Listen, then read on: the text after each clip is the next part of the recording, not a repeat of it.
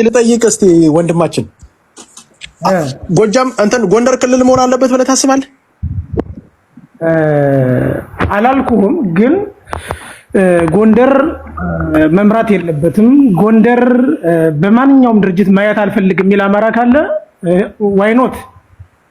ስለዚህ እንደዛ የሚል ካለ ያው ክልልነት መደረግ አለበት ብለህ ታስባለህ?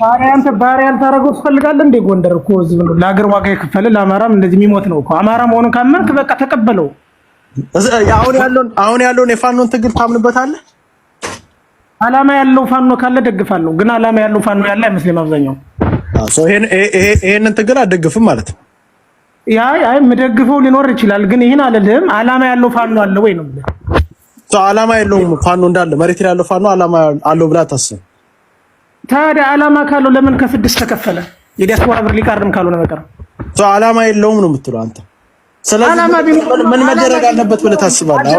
አላማ ያለው ሲመጣ እንግባባለን ማለት ነው። አላማ ያለው ስለሌላውን አንተ በዚህ ሰዓት ያለውን ትግል አደግፍ። የለም ምን አላማ ያለው ፋኖ አላማ አለው እንዴ? አሁን የሚታገሉ ፋኖ ከስድስት ተከፍሏል እንዴ? ዲያስፖራ እንትን ቦርዳ ብላ ቆቆም ይዘርጋል። ፋኖ አንደግፍም። ቅማንትን እንዴት ታየዋለህ? ማለት ቅማንትን እንዴት ታየዋለህ? አሁን ለምሳሌ ቅድም ቅማንት ልጆች ጋር እንደው አበባ ሁላ ስትሰጥ ነበር የነበረው መቼም እና እንዴት አይታት ነው ልጅቷን አበባ ስትሰጣት የነበረው? ወንድማችን የጎንደር ቅማንትን ሳልደግፍ ሳላከብር ሳልግባባ ለሸዋ አማራ ደርሳለሁ ብል ውሸታም ነኝ።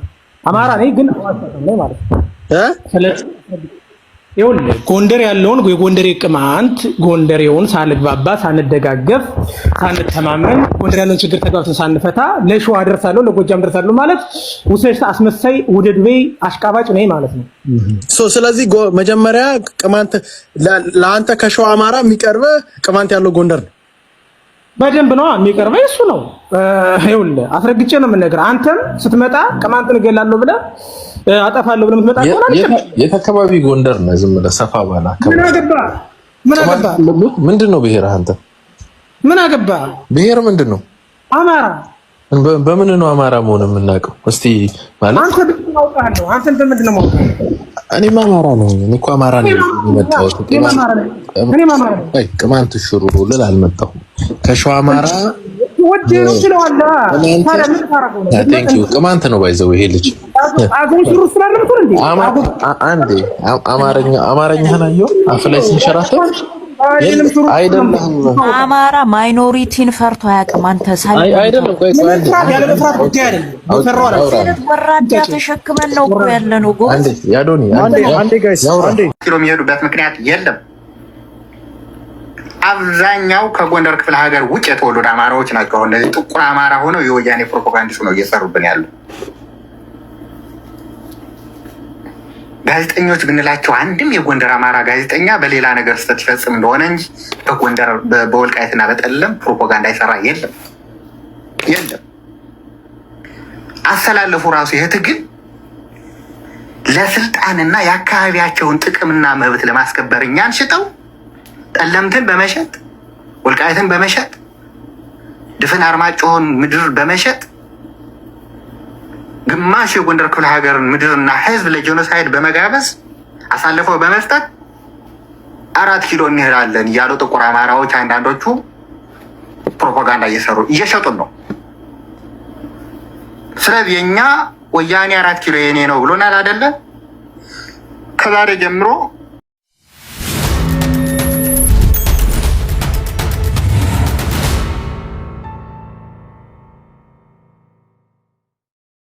በእውነት ለመናገር እኔ በየትኛውም አካባቢ ላይ አሁን ከህወሓት የሚሰነዘር ጥቃት አማራን ያሰጓል ብዬ አላስብም። አማራ is more way capable than that። በጣም ትልቅ አቅም የፈጠረ ህዝብ ነው። ትልቅ አቅም የፈጠረ ትግል ነው እና ሱሳይዳል ነው። አማራን ከዚህ በኋላ ለማጥቃት መሞከር በጣም ከባድ አደጋ የሚያመጣ ነው በየትኛውም መንገድ ማለት ነውና ይሄንን ያደርጉታል። ይሄንን ካደረጉት በጣም ሱሳይዳል ነው። አሁን ያለውንም ቀጠናውንም ፖለቲካውንም በደንብ አልተገነዘቡትም ማለት ነው። ስለዚህ ብዙ ዋጋ የሚያስከፍል ነው ብዬ ነው የማስበው። ቀላል አይሆንም የሚል እምነት ነው ያለኝ። ይሄንን ቀደም ከለንደን አንድ ልጅ ደውለህ እንደዚህ ጠይቀኝ ነበር በዚህ ጉዳይ ላይ። ይሄንኑ ተመሳሳይ ምላሽ ነው የሰጠው።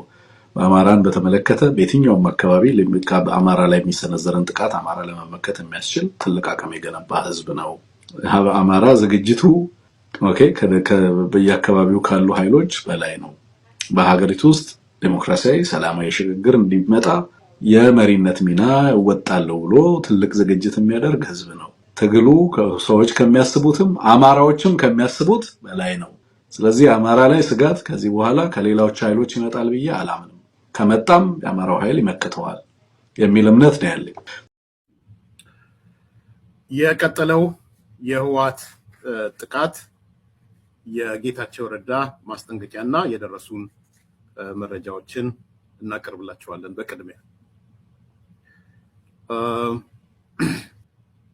የህወሓት ዛሬም ጥቃቱና ወረራውን አጠናክሮ ቀጥሏል። ዛሬ ጠዋት በላላይ ጸለምቲ ወረዳ ዲማ ከተማ ላይ ጥቃት መክፈቱን መረጃዎቹ ያመለክታሉ።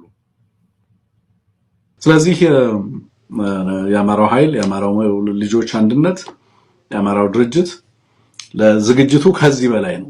በቀጠናው ላይ ስለሚኖረው ሚና ከባድ አመራር ለመስጠት የሚያስችል ትልቅ ስትራቴጂክ ሊደርሺፕ እና ትልቅ ተቋም እያዋቀረ ባለበት እንደዚህ አይነት ነገሮች ብዙ የአማራ ስጋት ይሆናሉ የሚል እምነት የለኝም። እውነት ለመናገር የህወሓት ታጣቂ ኃይሎች በምዕራብ ግንባር አርሚ 11 ኮር 1 ውስጥ ሰቲት የሚል ስያሜ ያለው ክፍለ ጦር ተከዜን በመሻገር በላዕላይ ጸለምቲ ወረዳ ዲማ ከተማ ምጭራ በተባለ ልዩ ቦታ ጥቃት መፈጸማቸው መረጃዎቹ ደርሰውናል። በዚህ በዲማ ከተማ ቅድም በተጠቀሰው ቦታ ላይ እየተዋጋ ያለው በምዕራብ ግንባር አርሚ 11 ኮር 1 የሚባል ቀይ ኮከብ እየተባለ የሚጠራ ክፍለ ጦር ነው። እንግዲህ ከዚህ ጥቃትና ወረራ ጋር ተያይዞ ማስጠንቀቂያ ተሰጥቷቸዋል። በኃላፊዎቹ የተሰጣቸው ማስጠንቀቂያ ማንም ቦታውና ምሽጉን ጥሎ እንዳይወጣ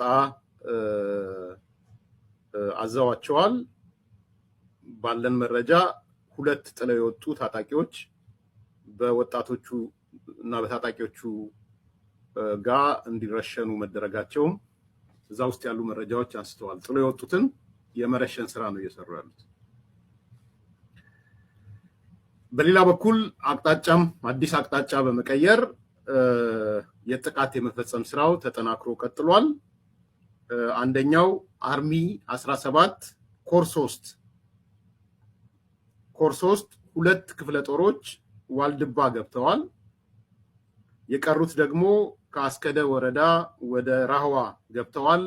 ወደ ደቡብ ዋልድባ ለመሻገር መዘጋጀታቸውን ነው። ስለዚህ ወደ ዋልድባ እየገቡ መሆናቸውን የሚያሳይ ነው። በሌላ አቅጣጫ ማለት ነው። አርሚ 35 ኮር 2 እንዳባጉና አልፎ ወደ ተከዜም እየሄደ መሆኑን የሚያሳይ ነው የደረሰን መረጃ። ሌሎች ጋርም ደርሶ ሊሆን ይችላል። እኔ ያው በራሴ መዋቅር የደረሰኝን ነው ያነሳለሁት።